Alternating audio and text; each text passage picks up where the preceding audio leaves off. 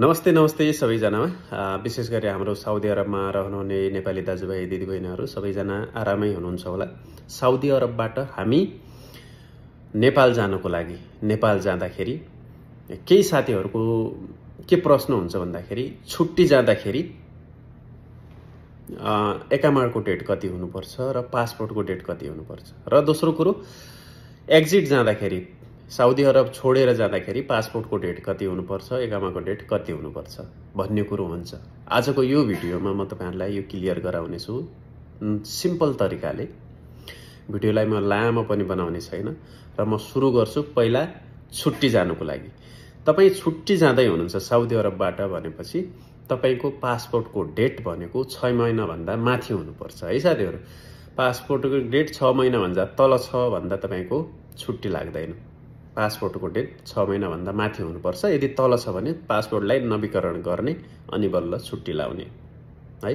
र एकामाको डेट कति हुनुपर्छ भन्ने कुरा, एकामाको डेट तपाईको कम हुँदैन छुट्टी जाँदाखेरि। यदि तपाईको एकामा डेट सकिन लाग्छ भने पनि तपाईको कम्पनीले अथवा कपिलले आफैले नवीकरण अथवा रिन्यू गरेर राख्छ। त्यसमा चिन्ता लिनुपर्ने अवस्था हुँदैन।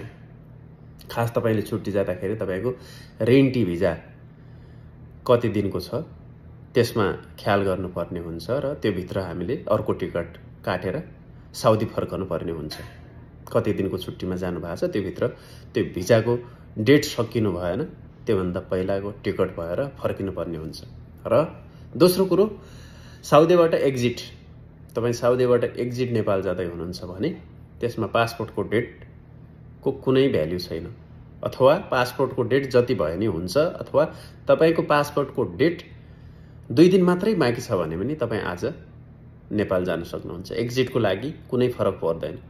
र एक्जिटको लागि एकामाको डेट चाहिँ एक्जिट लाउनुको लागि 30 दिन भन्दा माथि हुनुपर्छ है। यहाँ छ कुरो, अहिलेको नयाँ नियम अनुसार तपाईको साउदी अरबबाट एक्जिट जानुको लागि तपाईको पासपोर्टको डेट 30 दिन भन्दा माथि हुनुपर्छ अनि बल्ल तपाईको एक्जिट लाग्छ है त।